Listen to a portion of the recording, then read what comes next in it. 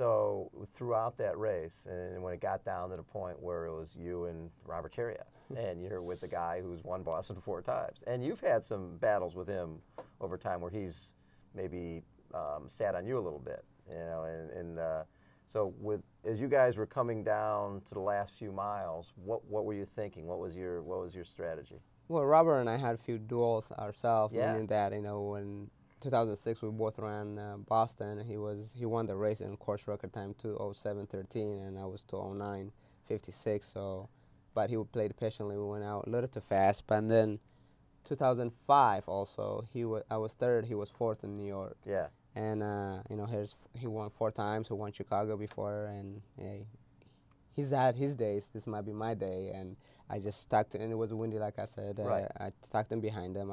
He tried to make a move and get away from me at mile 23, and yeah. you know, I got next to him. We tried to push, but it was windy. I tucked back in again, and then about right before mile 24, I made a move, and he let me go, and I kept extending the lead, and you know, otherwise, if I didn't make the move then, I was gonna make a move where Ryan Shea passed away, and to give me his energy and just go for it. But how far was that into the course? About a mile and a half or to the finish. Yeah. That must have been pretty emotional going by. Yeah, there. And especially going by there leading the race. Yeah, and it's my first time competing in New York since you he passed away. And yeah, I mean, I visualized in practice that, you know, that was going to be the spot. You know, this is going to be the spot, and this is also a dedication toward a race toward him. I mean, there's 2 ways to look at it. You're running along, and you've got this guy who's a 4-time champion of Boston and won Chicago, and you're thinking, oh well, he's the guy. I'm sort of going to react to him. Or you can be pretty gutsy and go, hey, he's had his day. This could be my day. I'm going to make a move here because, you know, I'm sure you don't want it to come down the last couple hundred yards. That's a little bit of a crapshoot when it comes down that close. Yeah, you know, you go in 26.2 miles and, you know, finish it like Hendrik Lamarde, and Poulter got this devastating loss to Hendrik Lamarde, just split second or not even a second. Sprint finish. Nobody wants that. No, but I don't want it. I don't want to come down to the last mile. But with how deep the field was, I definitely envisioned the race coming down to the last 200, 300, 400 meter. But when I made that move right before mile 24, and Robert let me have that gap, I could extend it, and I just kind of felt, wow.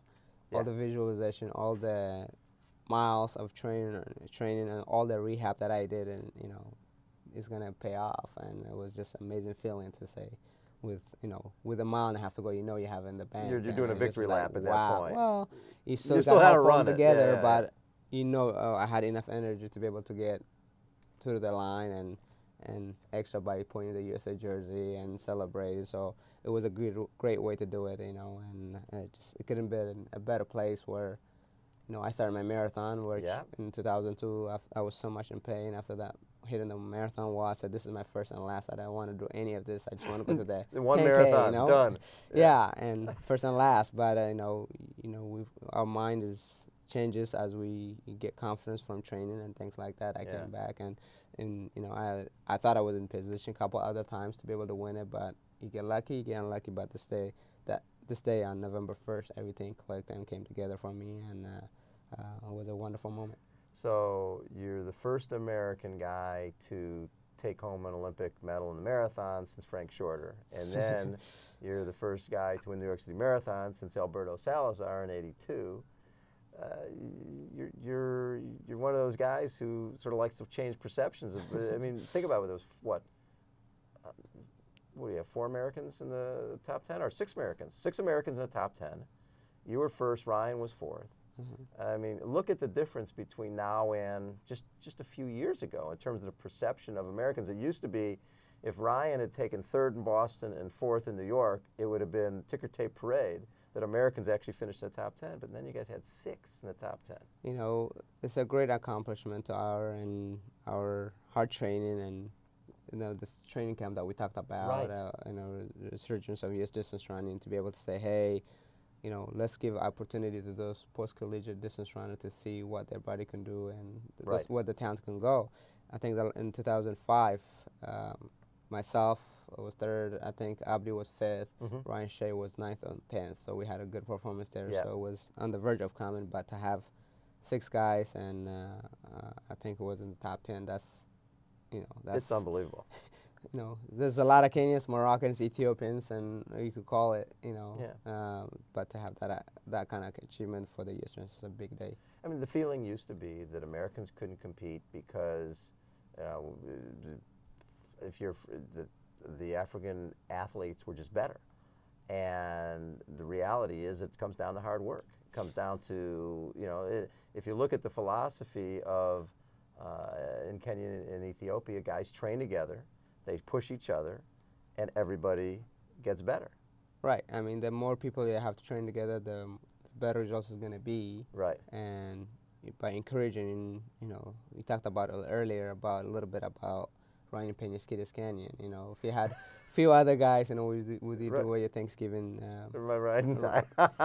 It's not just me by myself there, but if you could have 4 or 5 guys and pushing each other, you're gonna, because. I mean, I'm a very dedicated person, but at the same time, if you could take that day off, otherwise, if you had accountability for somebody to meet you there at 8 o'clock or 6:30 before 4 or 5 guys, you have to be there. You have to show up. Where that's half of the battle. Is getting there. Getting there. Yeah. Half of the battle for running well in a marathon is to be there 100% healthy. Yeah, yeah. So those are the things that by having a group of guys that encourage you to be there and train together, trying to get the best out of yourself. When I think of the athletes in our world between cycling and running and triathlon, dedication obviously is a big aspect of it. And as we were talking about before, on Thanksgiving morning, every year it seemed, most runners I think would be sleeping in. It's Thanksgiving, sleep in, watch a little football, eat a little turkey, and I'd be out there because I do this pretty silly event called the Ride and Tie, and it seemed like every Thanksgiving, we'd sort of be like ships passing in the night. I'd see you running along the trail there. I'm in my turkey outfit, and then but by yourself, early in the morning, just doing what had to be done. That work ethic has always been with you, and as you're coming off, obviously silver medal, and you're coming off, probably something that's up there in terms of a major achievement in your life, winning the New York City Marathon. How do you maintain that? How do you, the work ethic's always been there. How do you set new goals when you've accomplished so much already, and can you stay as dedicated to reach them? I mean, first is God willing, as long as God's willing and gives me the health, I still have more other things to accomplish, and but our parents always tell us the discipline, and for me, like you talked about earlier, you just getting done. I'm a morning person, you can say. I like to run, get it over with, and you have a full day to yourself, whether you're gonna do second run or family visit or spend time with friends and things like that. But no, it's what I do day in, day out, and that will never change. It's just for as long as I could do it, God's willing, I'm gonna I'm dedicated to the sport, who has done a lot for me, and pass it on. But I have to get the best out of myself. Right. Meaning that, I still believe there's, I said early in the year or at the trials, and when we were in Eugene, I said I'm going to run PRs. I tell a person there, it's like, I'm not over the hill. I'm going to run in the PRs in the half marathon and marathon. As I had 2 PRs in this year in the marathon and 2 PRs in the half marathon, and they keep me going. And I'm gonna, I still believe just keep working hard. They just like any normal, ordinary person going to work every day. That's what I do.